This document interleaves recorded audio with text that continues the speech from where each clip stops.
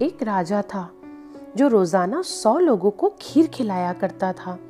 जो गरीब लोग थे, जरूरतमंद थे, उनकी मदद करता था, रोजाना उन्हें भोजन कराता। एक दिन उस राजा की जो खीर थी उसमें गड़बड़ हो गई। हुआ ये कि हलवाई जो था वो बर्तन को ढकना भूल गया और वहां उस रसोई में सांप आ गया और सांप ने उस खीर में विष यानी जहर छोड़ दिया। वो खीर जहरीली हो गई और जिन 100 लोगों को रोजाना की तरह वो खिलाई गई उनकी मृत्यु हो गई। इतना बड़ा पाप राजा ने कर दिया। उसे अंदर ही अंदर ग्लानि हो रही थी। वो समझ नहीं पा रहा था कि क्या करे। उसने यह फैसला लिया कि वो अपना राजपाट छोड़ देगा और किसी और को अपना उत्तराधिकारी बनाएगा और सब कुछ छोड़ करके जंगल में जाकर के भगवान से कहेगा कि मुझे माफ कर दो, मैं पश्चाताप करना चाहता हूँ।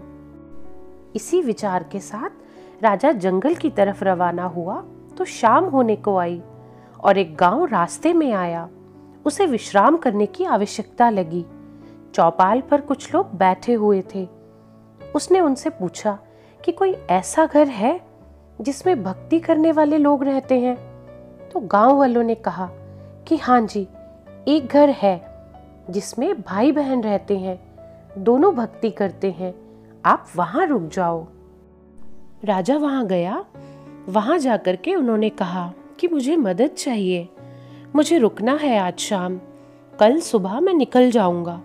तो भाई बहन ने राजा का स्वागत किया। जो बहन थी वो रोजाना सुबह जाग करके ध्यान करती थी, ईश्वर की आराधना करती थी, मेडिटेशन करती थी और ध्यान करने के बाद में वो नाश्ता बनाती थी। अगली सुबह वह ध्यान में बैठी, लेकिन उसके बाद वो उठी नहीं। बहुत समय हो गया था, लेकिन जब ध्यान से उठी तब तक बहुत देर हो गई थी। भाई जो था वो चिढ़ने लगा, गुस्सा करने लगा कि दीदी तुमने ये क्या कर दिया, हमारे घर में मुसाफिर रुका है, उसे भोजन कराना है, उसे भेजना है, तुम फिर भी इतनी देर से जागी। तो बहन अपने भाई को बताने लगी कि क्या बताऊं, आज ध्यान में ऊपर वाले की सभा लगी थी और ईश्वर जो थे वह फैसला नहीं कर पा रहे थे कि क्या करना है। एक मसला ऐसा था कि एक राजा है जिसने 100 लोगों को जहरीली खीर खिला दी और वह सब उससे गलती से हुआ था, भूल से हुआ था। ईश्वर फैसला नहीं कर पा रहे हैं कि यह जो बात है इसका यह पाप किसको लगेगा। राजा को लगेगा, उस सांप को लगेगा जिसने जहर छोड़ दिया था बर्तन में, या उस हलवाई को लगेगा जिसने वह बर्तन ढका ही नहीं था। ऊपर वाले की सभा में यह फैसला चल रहा था। बहुत लंबी बहस चल रही थी।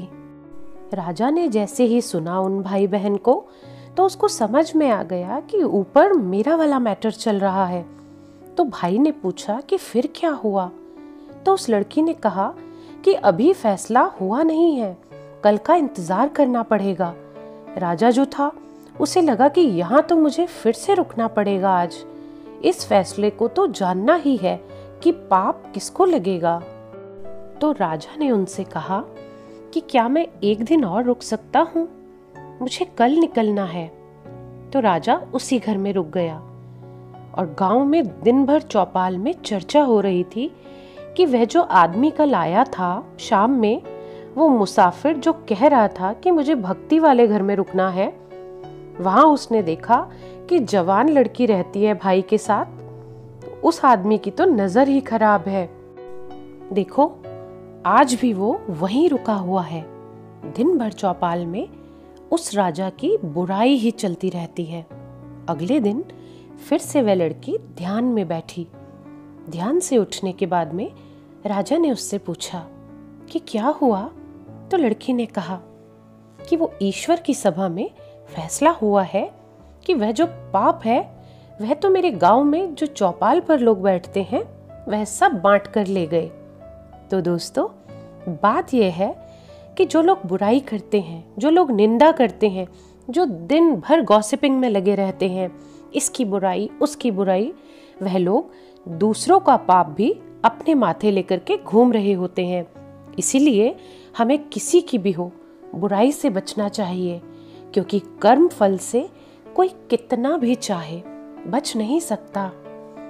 तो ये कहानी आपको कैसी लगी कमेंट करके ज़रूर बताइएगा, और इसी तरह की और प्रेरणादायक कहानियाँ सुनने के लिए इस चैनल को सब्सक्राइब करें। धन्यवाद।